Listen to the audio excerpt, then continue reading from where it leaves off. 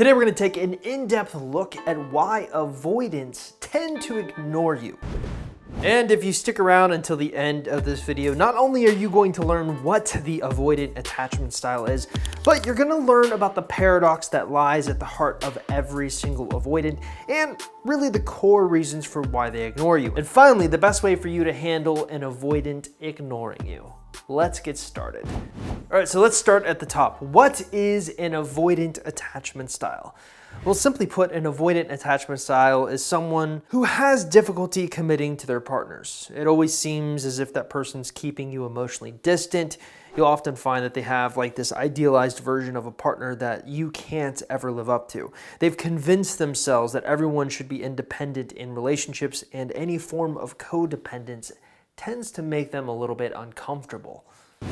So let's tackle this really interesting paradox that lies at the heart of every avoidant, and that's this idealized version of a person that their partners can't really live up to.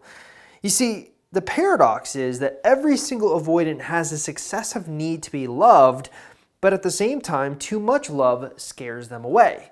So they have this need for finding, quote unquote, the one, and the one has to be perfect. And they make this person, this idealized version of their perfect match, so difficult for anyone to live up to that they're constantly in this flux of going from relationship to relationship. And in this odd way, it's their way of protecting themselves, of keeping you at an arm's length so that you never get too close. Now, what tends to happen is we find that a lot of our clients end up dating people who are avoidant, and they tend to be on the opposite end of the spectrum. They tend to be anxious. So oftentimes when they sense an avoidant is pushing away or ignoring them or being sort of passive aggressive, they try to push for a deeper level of commitment. And what's fascinating is we've studied breakups for the past 10 years. So we really understand the patterns on a level that not many people can bring to the table. And what we've found is most breakups with avoidance tend to happen during what I like to call tipping points. So a tipping point is a point in the relationship where a deeper level of commitment is required. Now, off the top of my head, here are some of the most common tipping points we see that are essentially the catalysts for a breakup.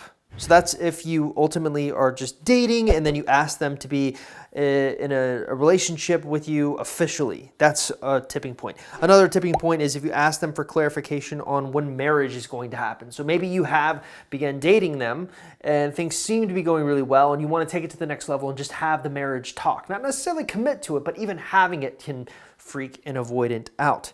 Then, of course, asking them to move in together requires a greater level of commitment. And then, of course, buying a house together or even having a child together. These are extreme levels of commitment. And then finally, being engaged is a tipping point, but also getting married is a tipping point. Now, you would sort of have this debate on, well, isn't that kind of the same thing?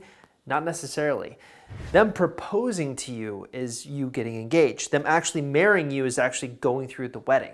So what we find is that usually when we're dealing with our clients, usually breakups are happening with avoidance around one of these tipping points. Real quick, I want to say that if you're new to this YouTube channel or you're trying to figure out what you should be doing to get your ex back and you're trying to learn if you even have a chance in your specific circumstance, probably the smartest thing for you to do is actually stop by our website, www.exboyfriendrecovery.com, or take our Ex Recovery Chances quiz that can be found at exboyfriendrecovery.com. Now, if you're watching this on YouTube, taking that free quiz is super easy to do. All you have to simply do is look in the description link below this YouTube video and click on the link you see there. It will take you directly to the quiz where you can fill it out and get an easy answer on what you should be doing going forward and overall what your chances look like in your specific situation. All right, so let's get you back to the video. So let's stay with this tipping point mentality. Let's just use one of the most common examples. This is moving in together, right? Let's say you've been in a relationship for a couple of years and you start going apartment hunting. See, the paradox with the avoidant is they do want love. A lot of people misunderstand them and think that they don't want love. The difficulty is they want love, but they want it on their own terms, and their own terms are kind of impossible in a healthy way. So they want love, but they want to keep you at a distance so that you never have a chance to give them that love. Again, Paradox. So when you're going apartment hunting, this can kind of tip the avoidant off and make them think this is getting a little too serious a little too quickly. And what you'll tend to notice is something just seems off with them. They start to ignore you. You start to ask them, hey, are you okay? And they'll say something like, oh, I'm fine. But as some weeks go on, you're noticing they're just getting more and more distant. And then eventually they're not talking to you and you're just trying to figure out what happened. Well, it can be traced down to the tipping point. So the really interesting thing about tipping points is that every single avoidant has a certain shield built up in what's acceptable. For some avoidants have no problem committing to a relationship. Some avoidants have no problem daydreaming about the future. In fact, they love daydreaming about the future. But sometimes when you start making future plans reality, like moving in together, that's a bridge too far from them. Some avoidants have no problem moving in together with you. It's when you start talking about marriage. Sometimes an avoidant will be completely fine doing everything until you're pregnant. And then all of a sudden they freak out because it's becoming real. There's something that ties them to you forever. The tipping points are an important criteria to look at when you're dealing with an avoidant. So, what is the very best way to deal with an avoidant who is in the process of ignoring you around one of these tipping points? Well, usually what most people do is they try to fix things a little too quickly. But this is not the type of problem that can be fixed. Instead, what you're going to need to do is be patient and pull back. Allow them to have time and be and do the opposite thing of what they're expecting you to do.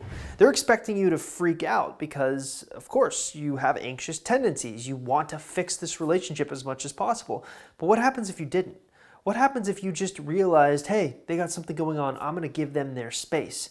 All of a sudden, that allows them some permission to kind of come back into themselves and make them realize, hey, this person gets me.